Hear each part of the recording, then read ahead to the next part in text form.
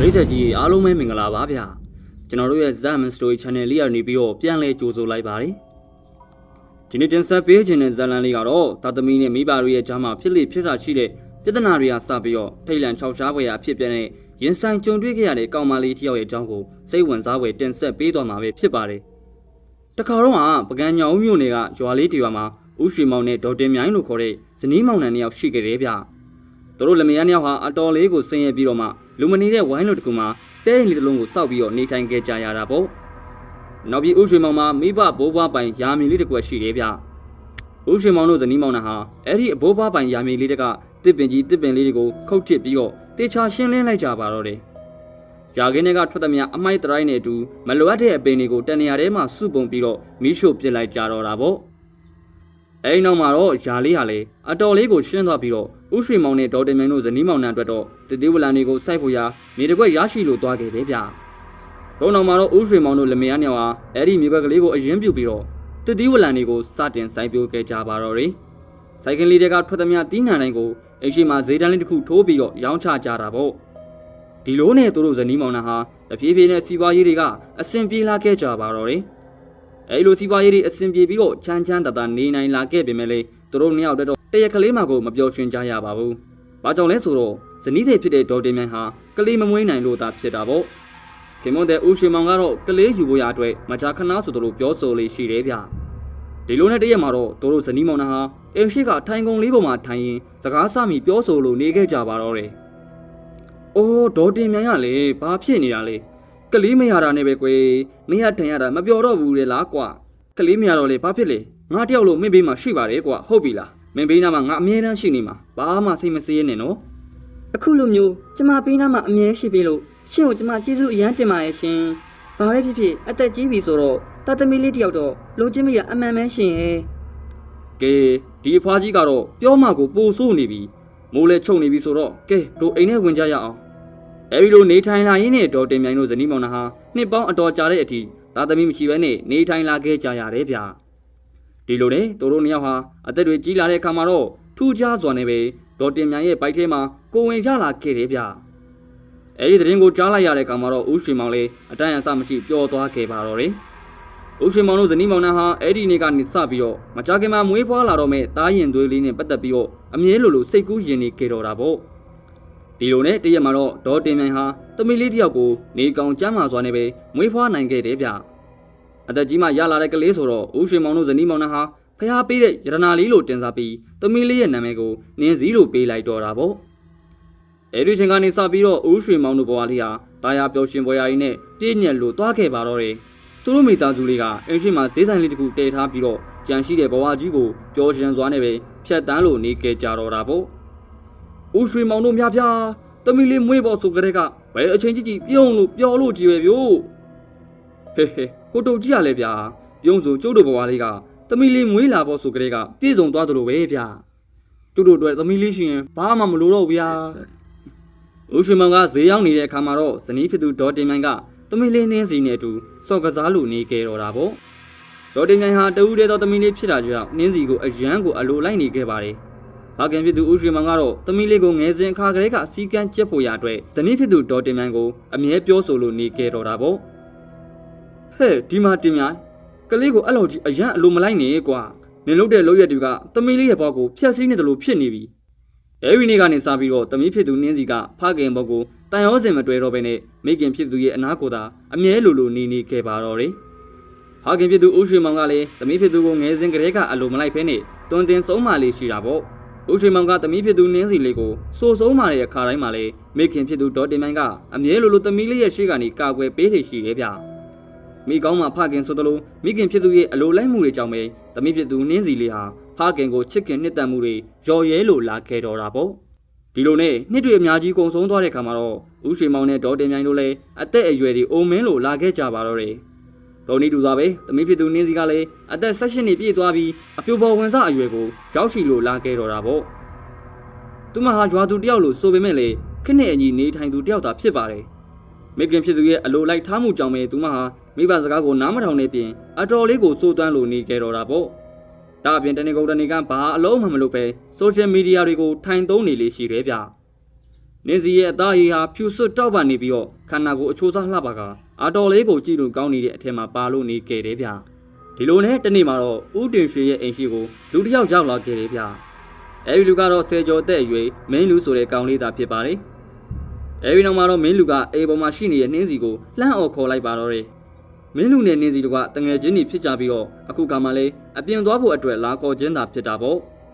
မင်းလူရဲ့အတန်ကိုကြားလိုက်ရတဲ့အခါမှာတော့နှင်းစီလည်းအိမ်ရဲ့အပေါ်ကနေအောက်ကိုဆင်းလာခဲ့ပါတော့တယ်တော့နောက်မှာတော့နှင်းစီလည်းတငယ်ချင်းဖြစ်တဲ့မင်းလူရဲ့နောက်ကိုတခါတည်းလိုက်သွားခဲ့တယ်ဗျဘုံမြင်ကွင်းကိုမြင်လိုက်ရတဲ့အခါမှာတော့ဦးရွှေမောင်တယောက်သမီးဖြစ်သူကိုကြည့်ပြီးတော့အတော်လေးကိုဒေါသထွက်သွားခဲ့ပါတော့တယ်အဲဒါကြောင့်ဦးရွှေမောင်လည်းသမီးဖြစ်သူပြန်လာကိုအိမ်ရှိကနေပဲစောင့်ဆိုင်လို့နေခဲ့တော့တာပေါ့အချိန်လေးတော့ကြာလာပြီးတဲ့အခါမှာတော့သမီးဖြစ်သူနှင်းစီလည်းအိမ်ကိုပြန်လာခဲ့ပါတော့တယ်အဲဒီခါမှာတော့ဦးရွှေမောင်ကလည်းသမီးဖြစ်သူနှင်းစီကိုအခုလိုမျိုးယောက်ျားလေးတွေနဲ့တပူတတွဲသွားတာမျိုးမလုပ်ဖို့အတွက်စူပူကြိမ်းမောင်းတော်တယ်ဗျငယ်စဉ်ကတည်းကမိခင်ဖြစ်သူရဲ့အလိုလိုက်ချင်းကိုခံထားရတဲ့နှင်းစီကလည်းဖခင်ဖြစ်သူကအဲဒီလိုအော်ဟစ်စူပူကြိမ်းမောင်းတဲ့အခါမှာတော့ဦးရွှေမောင်ကိုတခွင့်မကြံပြန်ပြောလို့နေခဲ့တယ်ဗျအသက်အရွယ်တစ်ခုကိုရောက်လာရင်မိဘတွေကိုကာပြန်နေဆိုတာကတဘာဝလို့ဆိုပေမဲ့လည်းနှင်းစီကတော့အတော်လေးကိုစိုးဝါးလို့နေခဲ့တာပါဒီလိုနဲ့အချိန်အနည်းငယ်ကြာတဲ့အခါမှာတော့ဦးရွှေမောင်နဲ့နှင်းစီတို့ဟာတယောက်တစ်ပံစကားများလာကြပြီးနှင်းစီဟာစိတ်ဆိုးစိတ်ကောက်ဖြစ်သွားပြီးတော့အိမ်အပေါ်ကနေဆင်းသွားခဲ့ပါတော့တယ်အဲဒီနေ့ကမိုးတွေဟာအရန်သေးပြီးတော့ပတ်ဝန်းကျင်တစ်ခုလုံးကလည်းမဲမောင်လို့နေခဲ့တာပါနှင်းစီကတော့စိတ်ညစ်ညစ်နဲ့သူ့ရဲ့တငယ်ချင်းမင်းလူကိုခေါ်ပြီးတော့ရောက်တဲ့ရာရာကိုထွက်သွားခဲ့တယ်ဗျဒီလိုနဲ့ရွာလေးနဲ့အတော်ဝေးတဲ့နေရာလေးတစ်ခုကိုရောက်တဲ့အခါမှာတော့မိုးတွေဟာလည်းအဆက်မပြတ်ဆိုသလိုတဲကြီးမဲကြီးနဲ့ရွာချလာခဲ့ပါတော့တယ်အဲဒါကြောင့်မင်းလူနဲ့နှင်းစီတို့လည်းဆိုင်ကယ်ကိုဆက်မောင်းလို့မရတော့တာကြောင့်နားခိုဖို့ရအတွက်နေရာတစ်ခုကိုရှာကြရပါတော့တယ်အဲဒီနောက်မှာတော့သူတို့ရဲ့မနီမဝေးမှာဇေယျလေးတစ်ခုရှိနေတာကိုမြင်လိုက်ကြရတယ်ဗျဒုက္ခမှာတော့မင်းလူလည်းအဲ့ဒီဇေယျလေးရှိရာကိုအမြန်ရောက်အောင်ဆိုင်ငယ်ကိုမောင်းသွားခဲ့တော့တာပေါ့ဇေယျနားကိုရောက်တဲ့အခါမှာတော့မင်းလူလည်းဆိုင်ငယ်ကိုရက်လိုက်ပါတော့တယ်ဇေယျထဲမှာတော့လူနှစ်ယောက်ရှိလို့နေခဲ့ပြီးအဲ့ဒီလူနှစ်ယောက်ကတော့တစ်ဖက်ရွာကစေကျော်တဲ့အရွယ်လူငယ်နှစ်ဦးသာဖြစ်တယ်ဗျသူနှစ်ဦးကလည်းအဲ့ဒီဇေယျထဲမှာလာပြီးတော့အရက်သေးစားတောက်စားနေခြင်းသာဖြစ်ပါတယ်နှင်းစီကလည်းအိမ်ကနေစိတ်ညစ်ညစ်နဲ့ထွက်လာခဲ့တာဖြစ်တာကြောင့်အဲဒီလူငယ်နှစ်ယောက်နဲ့အတူအရက်ထိုင်တော့ဖို့ရအတွက်ဆုံးဖြတ်ချက်ချလိုက်တော့တယ်ဗျ။နောက်ပြီးတို့ကလည်းရှေ့အရင်ကတည်းကမရင်နေဘူးလို့ဆိုပေမဲ့လည်းတယောက်ကိုတယောက်တည်နေခဲ့ကြတာပဲဖြစ်ပါတယ်။ဒီလိုနဲ့တို့လေးဦးကအဲဒီဇေယျထဲမှာပဲအရက်သေးစားထိုင်တော့ရင်ဟိုအကြောင်းဒီအကြောင်းတွေကိုပြောဆိုလို့နေခဲ့ကြပါတော့တယ်။အဲဒီနောက်ခဏကြာမှတော့မင်းလူတယောက်အေးကြီးကိစ္စတခုရှိတာကြောင့်ခဏနေမှပြန်လာမယ်လို့ပြောခဲ့ပြီးတော့အဲဒီနေရာကနေထွက်သွားခဲ့ပါတော့တယ်။မင်းလူကဆိုင်ငယ်ကိုမောင်းပြီးတော့အဲလိုထွက်သွားတဲ့အခါမှာတော့ဇေယျထဲမှာရွာသားနှစ်ဦးနဲ့အတူနှင်းစီရတာကြံလို့နေခဲ့ပါတော့တယ်ဒီလိုနဲ့အချိန်အတော်ကြာတဲ့အခါမှာတော့အဲ့ဒီနှစ်ယောက်ဟာစတင်ပြီးတော့နှင်းစီကိုမဖွဲမရကြံစီကြတော့တယ်ဗျရွာသားတဦးဟာနှင်းစီရဲ့လေပင်ကိုညှစ်ချပြီးတော့တခြားတစ်ယောက်ကတော့နှင်းစီကိုမဖွဲမရလှုပ်ဆောင်ဖို့အတွက်စတင်လို့နေခဲ့ပါတော့တယ်နှင်းစီကတော့အတန်ကိုငဲသေးပေါအောင်အော်ဟစ်ပြီးတော့ပတ်ဝန်းကျင်ကိုအကူအညီတောင်းလို့နေခဲ့တော့တာပေါ့ဒါပေမဲ့လေမဲမောင်တိတ်ဆိတ်နေပြီးတော့မိုးကြီးသေးနေရကြောင်းတို့ရဲ့အနီးနားမှာဘယ်သူတဦးတယောက်မှမရှိဘဲနဲ့နှင်းစီတယောက်ကုရမရကဲရမရဖြစ်လို့နေခဲ့တော့တာပေါ့အဲဒီချိန်မှာပဲအဝေးတနေရာကနေပြီးတော့လူတဦးဟာသူတို့စီကိုအသေးအတန်ပြေးလာခဲ့ပါတော့တယ်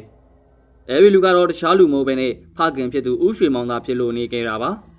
သမီးဖြစ်သူကုလို့ဖြစ်နေတာကိုမြင်လိုက်ရတဲ့အခါမှာတော့ဦးရွှေမောင်တယောက်ဘာစကားတစ်ခုမှပြောမနေတော့ပဲသမီးကိုအနိုင်ကျင့်နေတဲ့လူငယ်နှစ်ယောက်ကိုဆွဲထိုးလိုက်ပါတော့တယ်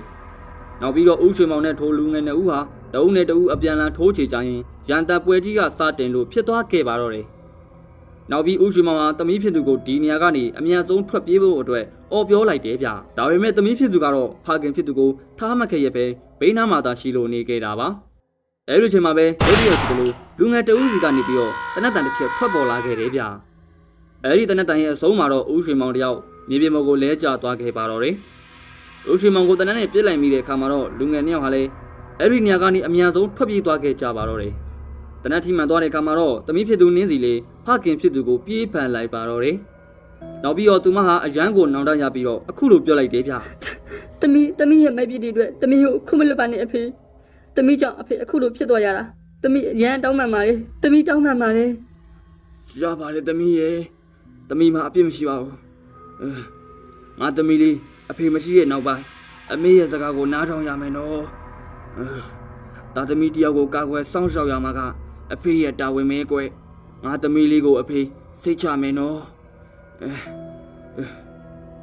်အဲဒီလိုပြောဆိုပြီးတဲ့နောက်မှာတော့ဦးရွှေမောင်တယောက် အဲ့ဒီနေရာမှာပဲတေဆုံးလို့တွားခဲ့ပါတော့တယ်။ဦးရွှေမောင်တေဆုံးသွားတဲ့အခါမှာတော့သမီးဖြစ်သူနင်းစီလဲအဲ့ဒီနေရာမှာပဲနောင်တတွေအကြီးကျယ်ကြပြီးတော့ရင်ကွဲမတဲ့ခံစားလို့နေခဲ့ရတယ်ဗျ။ဒီလိုနဲ့နောက်တနေ့ကိုရောက်တဲ့အခါမှာတော့ဦးရွှေမောင်ရဲ့အလောင်းကိုမိရှို့တကြိုပေးလိုက်ကြပါတော့တယ်။အဲ့ဒီအချိန်ကနေစပြီးတော့နင်းစီလေးဟာလည်းအရင်ကနေလုံးဝမတူတော့ပဲပြောင်းလဲလို့တွားခဲ့ပါတော့တယ်။ဦးရွှေမောင်မရှိတော့တဲ့နောက်ပိုင်းမှာတော့နင်းစီလေးဟာမိခင်ဖြစ်သူဒေါ်တင်မြိုင်ကိုလည်းအရင်ကထက်ပိုပြီးတော့ချစ်လာခဲ့တယ်ဗျ။အိမ်လုပ်တွေကိုလည်းသူမဟာကျိုးကျိုးကိုကိုလောက်ကင်လာပြီးတော့မိဘအပေါ်တိတက်တဲ့သမီးလိမ္မာလေးတယောက်ဖြစ်လို့လာခဲ့ပါတော့တယ်။အခုလိုနှင်းစီလေးတယောက်ဦးရွှေမောင်မြင်ကျင်ခဲ့တယ်လို့မျိုးဖြစ်နေတာကိုဦးရွှေမောင်သာမြင်လိုက်ရရင်အတော်လေးကိုပျော်ရွှင်သွားမှာတော့တေးကြတယ်ဗျ။နောက်မှရတာကိုနောင်တလို့ခေါ်ပြီးတော့အဲဒီလိုနောင်တမရကျင်တော့ဒီဇလန်လေးကိုတူယူပြီးမိဘတွေအနေနဲ့သားသမီးတွေကိုငယ်စဉ်ခါတည်းကအပိုးကျအောင်တွင်တင်ဆုံးမကြဖို့အတွက်လိုအပ်ပါတယ်။ဒီဇလန်လေးကိုကြည့်ရှုပြီးတော့မှမိတ်ဆွေတို့လည်းအသိပညာတစ်ခုခုရရှိကြလိမ့်မယ်လို့မျှော်လင့်မိပါတယ်။ကျွန်တော်ကတော့တင်ဆက်သူမာနဲ့ပဲဖြစ်ပါတယ်။